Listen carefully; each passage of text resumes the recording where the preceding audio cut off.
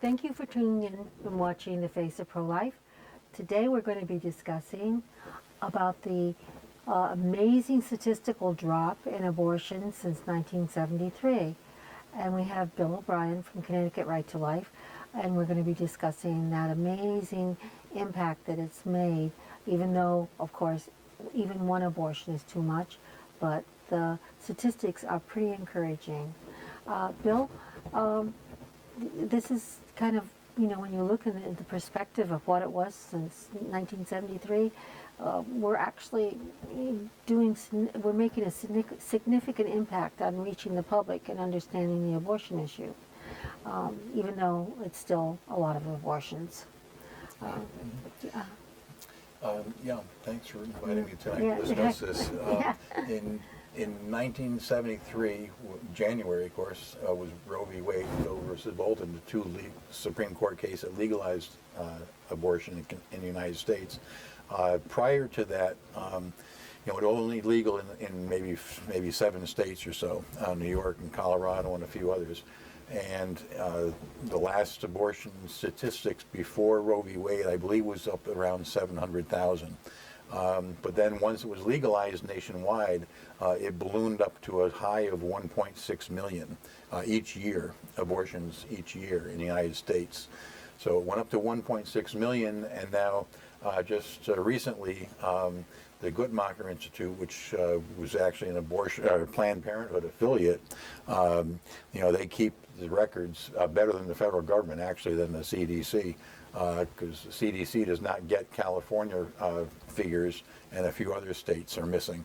But Guttmacher Institute goes out directly to the abortion clinics and gets the stats, and so the most recent ones are always a couple of years behind, but the most recent ones that they just released show that the abortion number in the United States has dropped down to just over 800,000.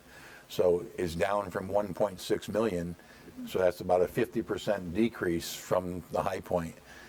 So it's 800,000 is still 800,000 too many each year, but it's certainly going in the right direction, and it is a big drop, a significant drop. Do they know? I mean, is this a true statistic? I've always not understood why California statistics were not included and why it wasn't forced on every state to report. And I believe there's Florida as well, isn't it? There's another state that doesn't I'm not sure which others, but just there are several. Two. Well, and it's significant, particularly with California. It's very significant.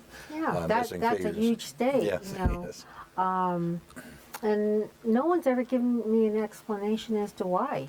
Right. I mean, it just is. That's right. what they say. Yeah, it just is as far as I know. But there's another figure also that we do have to be concerned about. That 800,000 plus, that includes all surgical abortions, and it also includes all medical abortions. And probably in Connecticut, medical abortions are probably now about half of the abortions that are done. It's been growing each year, and maybe even surpassing the number of surgical abortions. So surgical is when they actually go in and basically tear the baby apart, whereas the medical abortion is, it's 2 pills given over about 3 or 4 days, and the woman actually miscarries at home, because of these pills. So, but those are included. In the figures, as long as the abortion clinic has the records of that. Of course, she could abort twins, and the abortion clinic would never even know it, and only one may get counted. But that's true. I didn't think of that. But then again, it does not include chemical abortions, which would be like the morning after pill, which the woman may not even be aware of whether she actually aborted her child or not. So those. So Plan B, those figures would not be included. How many of those there are, we really don't know. In spite of the drop, it seems as though the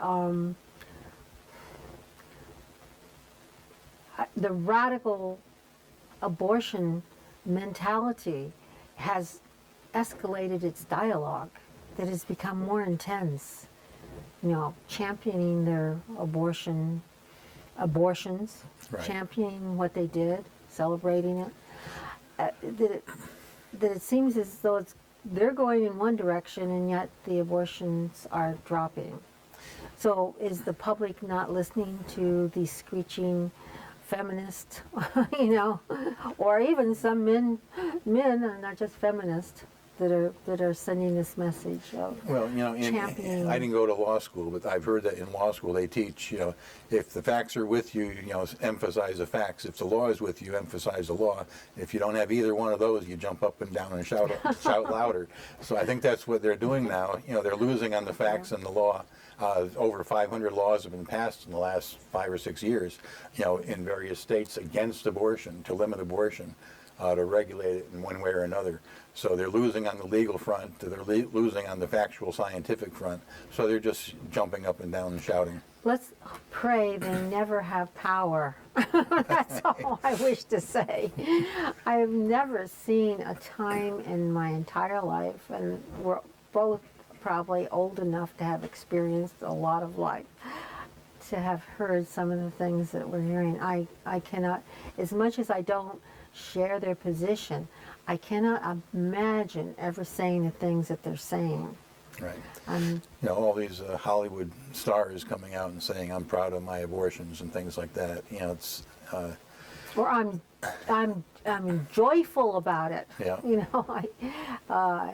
Trying to. It's almost like they're whistling through a graveyard or something, to make themselves feel better about what they did. Yeah, and unfortunately, a lot of women, they feel that they feel that they solved their immediate problem, and it may not be months, years, even decades later that they realize what they did.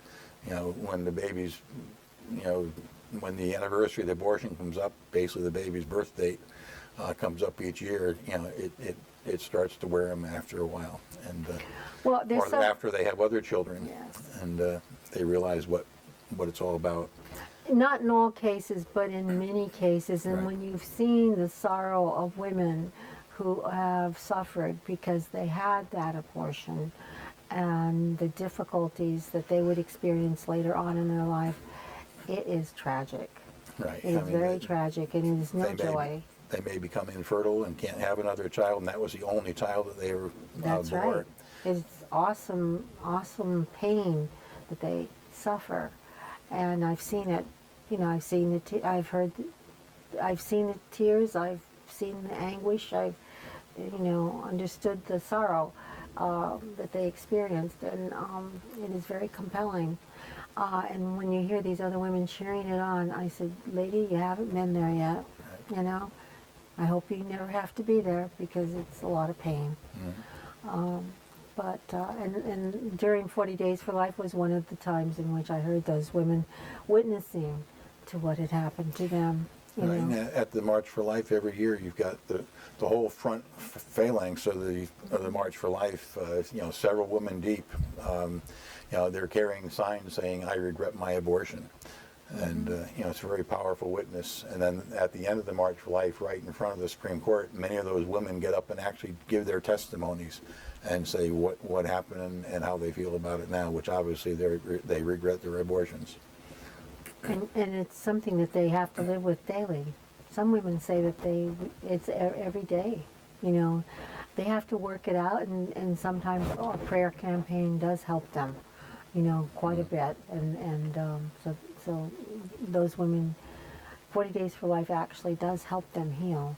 And also Silent No More, the organization. Although I know that I had done some research for somebody on the subject of post-abortion, and I find that a lot of the websites that we had in the early days of pro-life are not there anymore. And the access to know how you get to Project Rachel and how you use the programs for women to heal from abortions are not there anymore. They're sort of tucked into different things, but they're not. I think the pro-life movement has to do a better job on the post-abortion counseling Right. for women and the websites and keeping them up. I went on some websites that were like ancient, and I thought, gee, they haven't redone this website in some time. I found the Elliott Institute was the best one that I went to on post-abortion healing, and some of the others that I thought would have been great, but were not kept up or anything with current information or meetings or retreats or things of that sort. But the concept is good, and when activated and when that's a functioning program, they're great programs. Right. I know the Archdiocese of Hartford, I think it may be twice a year, but it's coming up soon, maybe in November. You know, the Project Rachel, they have a Project Rachel office under the Pro Life Ministry. And, you know, so they're having, it's a, Project Rachel is a weekend retreat.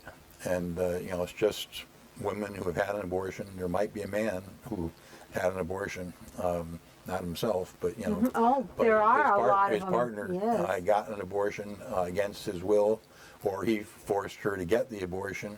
But in either case, you know, he regrets his abortion as well, and is suffering because of it. So, Yes. so it's, you know, it's obviously confidential and you know, handled very delicately. But again, the Archdiocese, I'm sure the other dioceses have Project Rachel, you know, throughout the year. Well, they do, and they do, but it's very hard to find access to where they are and what's going on. And if it's hard for a pro-life person to find it, it's right. impossible for a post-abortion Right, woman they don't to know find it exists.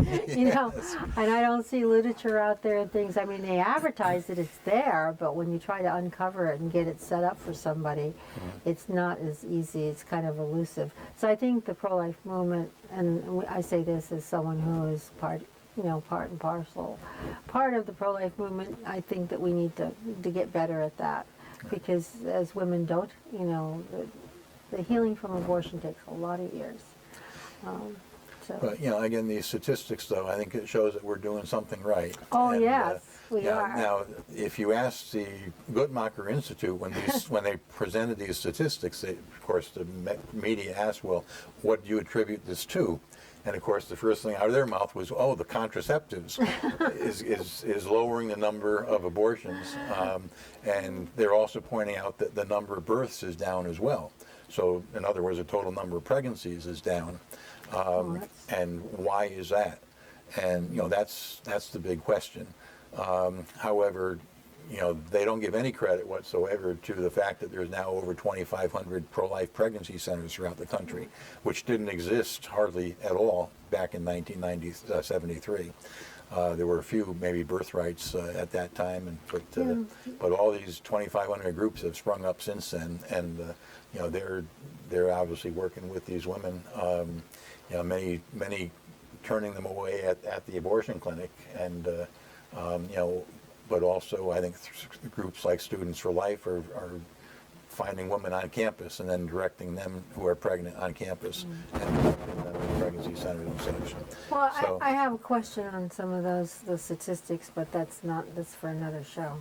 You know, girls on campus, from what I was hearing through advertising specialists, that said that they didn't even advertise abortion clinics on campuses anymore, because the girls were having morning after pills. They were using morning after pills. So I'm not really sure what the statistics are on a college campus. It's like California abortion statistics.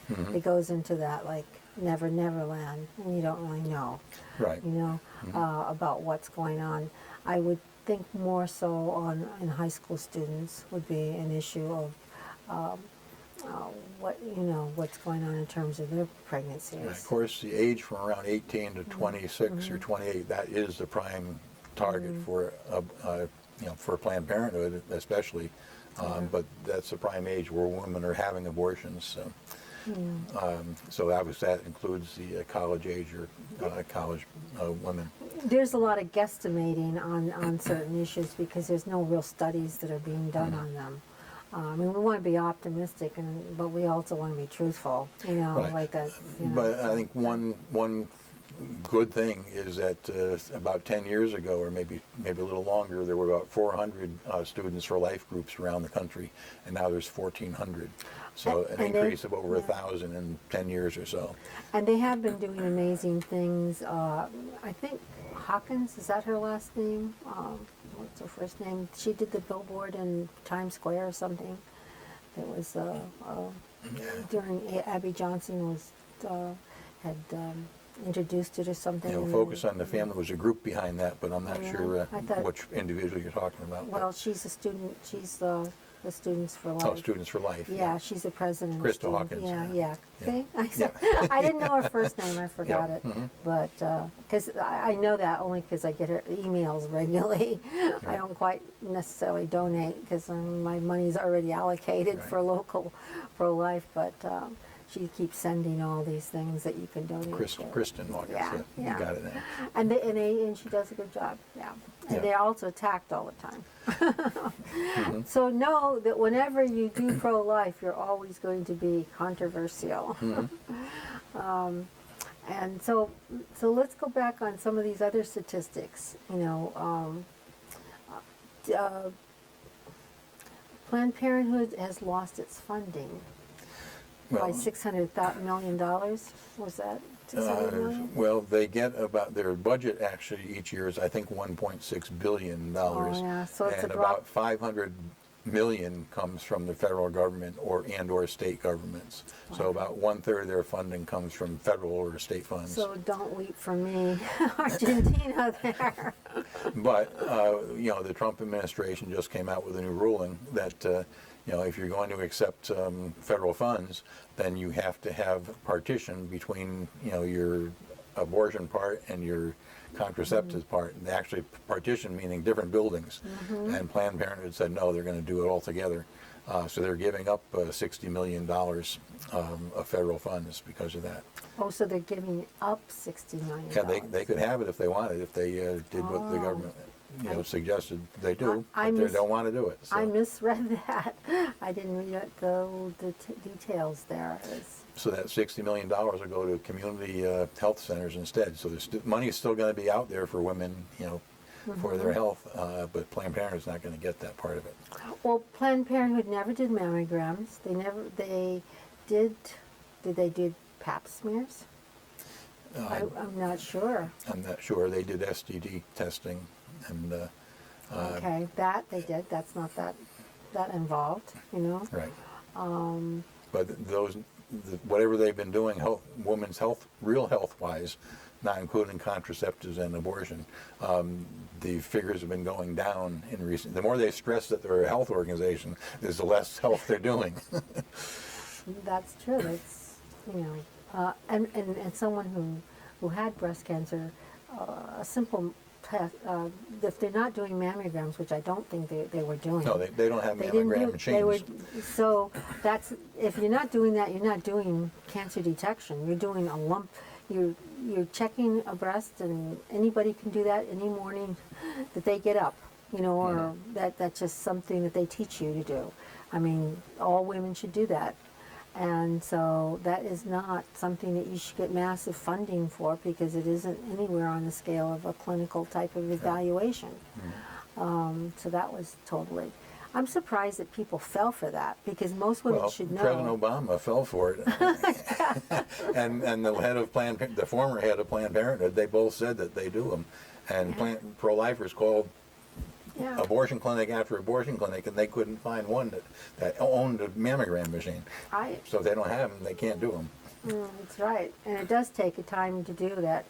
Cancer detection of cancer of the breast takes a lot of time, because usually it's a mammogram, and then it could be another ultrasound, and then it would be a biopsy. So when you're really doing that type of work, it's not an easy piece of cake. You know? And they have ultrasound machines, but if you want to go in there and get an ultrasound, you know, because you want your baby, they're not going to do it unless you say you're going to get an abortion. You can go into a pro-life pregnancy center, and they're going to give you a free ultrasound, and you know, whether you're going to get the abortion or not, and but it's for free, and you get it. And Planned Parenthood, no. So you're not getting for all the money. And it won't be free, even if you get it for the abortion. It's not going to be free. But they do have a great sales campaign going. I mean, people, they seem to buy what they say, and nobody looks to inspect the truth. Right. So buyer beware and listen for the truth, and know that an unborn child's life can be lost, and that's not health care. No. That is not health care. Abortion is not going to help the woman, and certainly not going to help the baby. So let's go through some other statistics or things that are going on in the pro-life movement that we want to bring up now. Yeah, I mentioned that. I think I did. Besides the pro-life pregnancy centers that have sprung up all over the place, you've also got so many hundreds of laws that have been passed by the different state legislatures over the last few years, and again, the Guttmacher Institute says with their statistics, they say, well, those have not had any effect. Well, they sure fight against them, all of them, as though they're going to have a big effect. And and we'll see as the years go on, because again, they're a few years behind on the stats, and a lot of these hundreds of laws have only been passed in the last few years. So we'll see what kind of effect in the next few years they've had. But they're being passed. But also, we know that this past year, some pro-abortion legislation has been passed as well. In New York and a few other states. One of the most recent ones is just in Maine. They just legalized that. It's probably because there's a shortage of abortionists, and the abortionists are getting older and retiring or dying off, and I guess they're not getting the replacements. So in Maine and some other states, Maine just legalized abortions can now be done by advanced practice nurses, and instead of just doctors. So it's that's one thing. California just passed a law which mandates that all the colleges in the state have offer abortion, and I don't believe that there's a religious exemption for any Catholic schools out there. So and those are a couple examples, and of course the New York law much earlier this year, which seems to legalize infanticide, and it was talked about down in Virginia. So there's some of the extreme, the blue, so-called blue states, they're going to extremes on abortion, but most of the other states are tightening up the regulations of it. New York also, New York City, the population is mainly of poor black women, and so those are mainly minorities that are being aborted. Mm-hmm. That is sort of a genocide against the racist type of genocide, as far as I could see, even if it's done by the mother who's black. I believe more than half the abortions in New York are on black babies. It is such a tragedy. It is such a sad tragedy. And nationwide, 1/3 of the abortions are on black babies. 1/3, whereas the black population is only maybe a seventh of the population. So New York is kind of racist, isn't it? Kind of. I guess by their own way that they judge. Well, abortion others. is racist. Yeah, abortion is racist. And they're promoting a racist concept in the state of New York City. Right. I mean, and all statistics prove this. This is not a jump in using a term. This is if half of the abortions in New York City are done on black babies, that is a search and destroy for black babies. Right. Well, there are 40 million African Americans in the United States today. 20 million black babies have been aborted since Roe v. Wade. Incredible. So 40 million alive today, 20 million dead. There should be 60 million African Americans in the country, so 1/3 of that population has been wiped out. Incredible. In Maine, they did just pass a law by the Maine state legislature to force the taxpayers to pay for abortions. That doesn't sound as though that's constitutional, that they should be forcing people to pay for abortions if the federal government doesn't. We don't only have a few minutes left, so I should just let you wrap up. Well, here in Connecticut, we're paying for abortions too. A few years ago, they cut. Of course, there's been the Hyde Amendment for many, many years on the federal level, which says that no federal dollars should be spent for abortions. There's a couple of exceptions, but for the most part, it's a pretty total ban, except for maybe life of the mother and rape and incest. So the taxpayers of Maine, who has a very small population, are willing to have their citizens killed at taxpayer expense in Maine? Apparently they are. I guess that explains why there are two U.S. senators who are Republicans keep voting pro-choice. They're the only Republicans in the Senate that do that. Really? But you can see why. I would never have thought 20 years ago Maine would have done that, but I guess it's so. So we have about a minute left, and is there anything that you want to mention? Just again, here in Connecticut, people should know that their tax dollars are going, to pay for abortions, for Medicaid abortions, because in Connecticut, they're not taking federal funds they can't use federal funds to pay for an abortion, so Connecticut's doing it on its own. Okay, well, we want to thank you for tuning in. We want to remind you that during the next 40 days, that the Pray to End Abortion 40 Days for Life campaign, please look to your local place that you can go to pray, or go to some vigil that you might have in your community about life. So thank you for tuning in and watching, and God be with you.